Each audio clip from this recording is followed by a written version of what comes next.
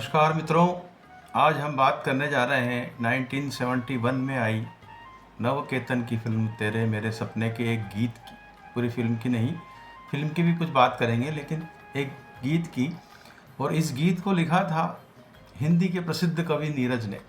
जी हाँ, नीरज, वही नीरज जो उत्तर प्रदेश के अलीगढ़ में हिंदी के प्राध्यापक थे और किसी समय कवि सम्मेलनों की जान हुआ करते थे। जी हाँ, उनके बिना, जैसे आज के तारीख में कुमार विश्वास के बिना कवि सम्मेलन की कल्पना नहीं कर सकते आप, और तब के समय में नीरज के बिना कवि सम्मेलनों की कल्पना नहीं होती थी। नीरज का जन्म 1925 में हुआ था और उनका निधन 2018 में हुआ। लंबी अवधि तक जिए और जीने के साथ उन्होंने अपना जीवन निरर्थक नहीं जिया। बहुत ही रचनात्मक कार्य किए, कविताएं लिखी, फिल्मों में गीत लिखे और कई कवि सम्मेलनों में भी लोगों का मनोरंजन करते रहे।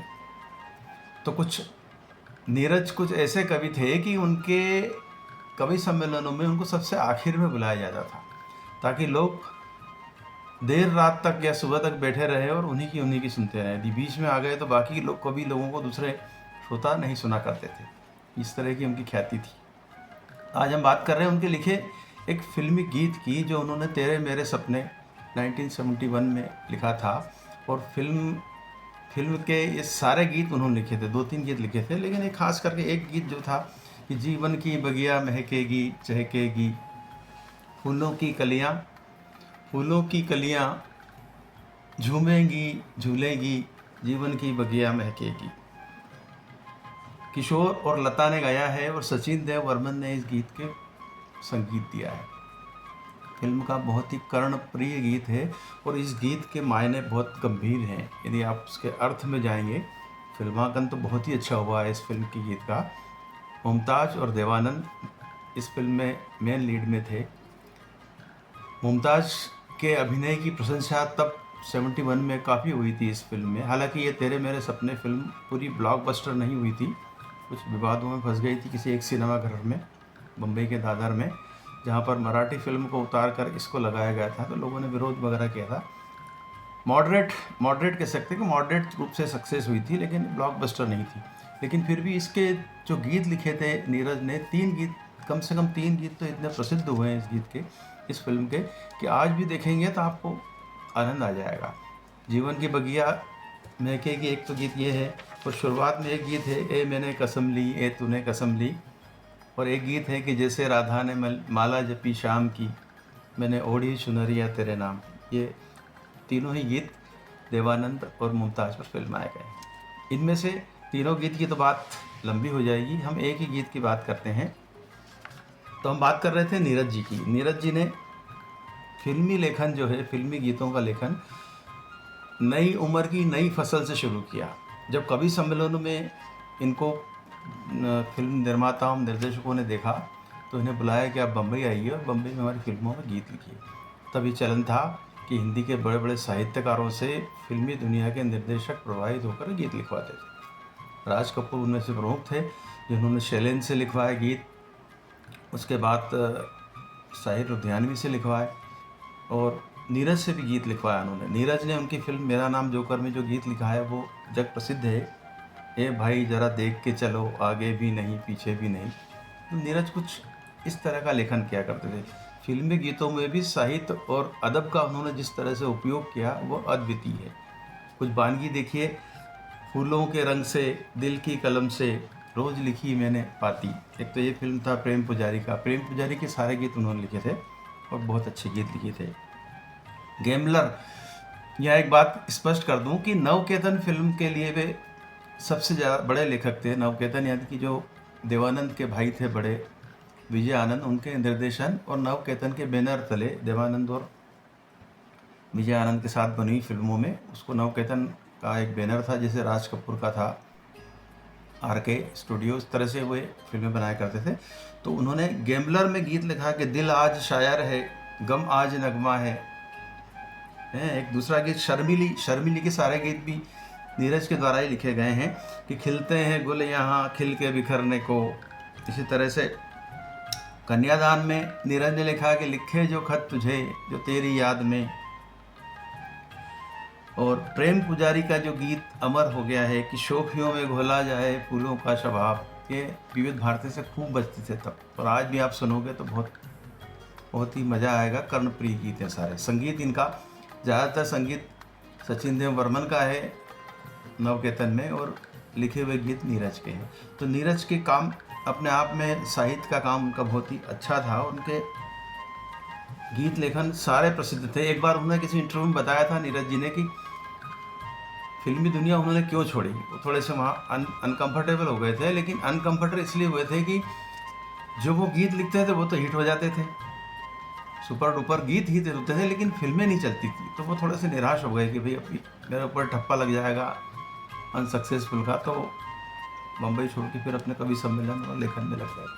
आज हम बात कर रहे हैं प्रेम पुजारी के गीत की, जिसकी धुन बनाई है सचिन देव बर्मन ने, और वो गीत किस सिचुएशन पे लिखा गया था। उस फिल्म की कहानी ये है कि एक डॉक्टर रहता है देवानंद, जो गांव चला जाता है बड़े आदर्शों को लेकर के कि गांव में जाकर गरीब लोगों का इलाज करेगा, लेकिन उसे वहां जाकर के जिस तरह की तकलीफ़ों का सामना करना पड़ता है वो इस फिल्म में दिखाया गया है। और दूसरा, मुमताज़ एक स्कूल में टीचर होती है और उनका देवानंद का उनका प्रेम होता है, और प्रेम होने के तुरंत 10 मिनट का फिल्मांकन के 10-15 मिनट की फिल्म है बीच में, और उनका विवाह हो जाता है। इसमें जो है मौसी का रोल जिन्होंने शोले में किया था, वो उसमें इस फिल्म में भी मुमताज़ की मौसी बनी है। तो विवाह हो जाता है, और विवाह के पहले की सिचुएशन में वही जैसे राधा ने माला जपी शाम की, इस तरह का एक गीत है। और एक गीत है कि जो दूसरा गीत मैंने बताया आपको कि है मैंने कसम की। दोनों गीत अच्छे हैं, और दोनों का फिल्मांकन भी बहुत ही सुंदर हुआ है, और केमिस्ट्री इसमें देवानंद और मुमताज़ की गजब की है। इसमें जो है ए मैंने कसम ली वाला गीत तो साइकिल पे, उस समय देखिए 71 की बात है, और 71 में डॉक्टरों के पास भी मोटरसाइकिल नहीं हुआ करती थी गाँव में, साइकिल से इधर उधर ट्रेवल करते थे। तो ये फिल्म का गीत है ए मैंने कसम ली, साइकिल के आगे के डंडे पर बैठ के फिल्माया गया है। आगे मुमताज़ बैठी और पीछे गाड़ी वो साइकिल चला रहे हैं देवानंद। बहुत ही सुंदर गीत बन पड़ा, फिल्मांकन और धुन और सब अल्टीमेट है। अब यहाँ क्या होता है कि विवाह हो जाता है, और विवाह होने के बाद खुश खबर आती है कि मुमताज़ माँ बनने वाली है उसमें।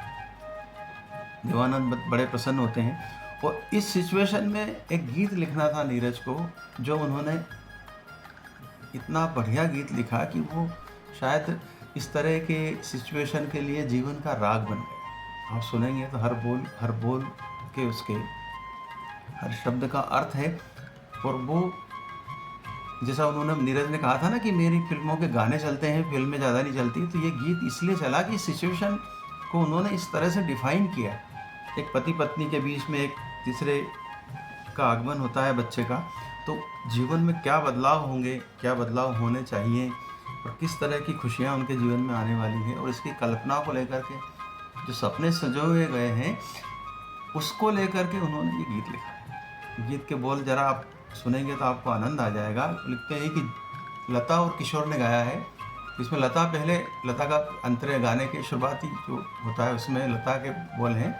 लता गाती है कि जीवन की बगिया महकेगी, लहकेगी, चहकेगी, खुशियों की कलियां झूमेंगी, भूलेंगी, जीवन की बगिया महकेगी महकेगी।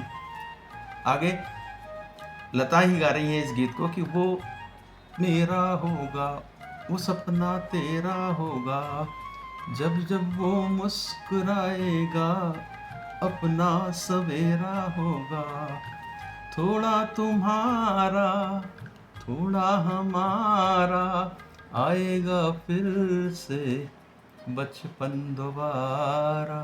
अब देखिए नीरज ने कितनी खूबसूरती से लिखा है कि जब बच्चा जन्म लेता है और थोड़ा बड़ा होता तो उसके आने से पति माँ और पिता का बचपन फिर लौट आता है, ये वहाँ डिफाइन किया है। अब इस गाने में किशोर की एंट्री होती है। उनके लिए क्या लिखा नीरज ने, पुरुष क्या कह रहा है कि हम और बंधेंगे, हम तुम कुछ और बंधेंगे, होगा कोई बीच, बच्चा बेटा या बेटी जो भी आ रही है, होगा कोई बीच तो हम तुम और बंधेंगे, बांधेगा कच्चा धागा हम तुम अब और बंधेंगे, थोड़ा हमारा थोड़ा तुम्हारा, आएगा बचपन फिर से दोबारा। इतने सुंदर बोल और इतना अच्छा गीत लिखा है कि इसमें सारी चीज़ें भविष्य को संजोती हुई बातें स्पष्ट होती है। नीरज जी की खासियत। आखिर में लता का अंतरा है।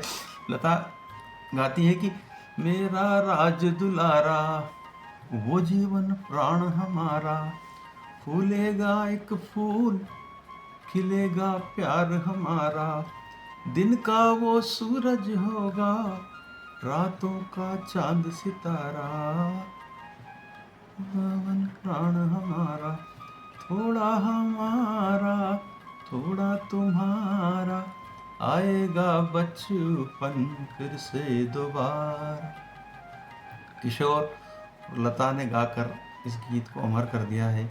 सचिन देव बर्मन ने इतनी अच्छी धुन बनाई है कि गीत के बोल को जस्टिफाई करती है वो, और आपको वहाँ ले जाती है। गीत में देवानंद और मुमताज़ की केमिस्ट्री ज़बरदस्त तरीके से दिखाई गई है। किस तरह से एक पति पत्नी आगे के सपने संजोते हैं, झूला झूलते हुए बच्चे को दिखाया गया है। बहुत फिल्मांकन भी बहुत सुंदर है विजय आनंद का।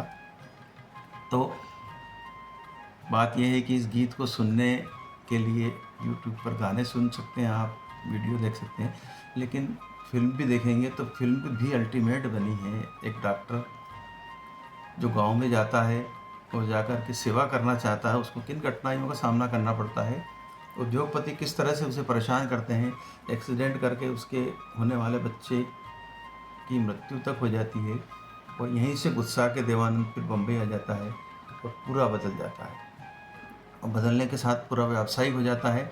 अब आप ये देखिए कि उस ज़माने में आज जो डॉक्टरों की व्यावसायिक प्रतिस्पर्धा है ना, तब दिखाई गई है 1971 में, कि किस तरह से कोई दूसरे के मरीज़ को दूसरे के पास भेजता है, जांच करवा रहा है, तो किस तरह से वे आपस में कमीशन का हिस्सेदारी करते थे, आय की हिस्सेदारी करते थे। तब थी, आज तो भयानक हो गई है। तो उस चीज़ को भी देखना है, और अंततः फिल्म का सुखांत है कि फिर से उनका बच्चा होता है और जीवन आगे बढ़ता है। तो ये था नीरज के लिखे हुए गीत का जादू, कि जीवन की बगिया महकेगी महकेगी चहकेगी। आज बस इतना ही। नमस्कार, हरीश शर्मा की ओर से।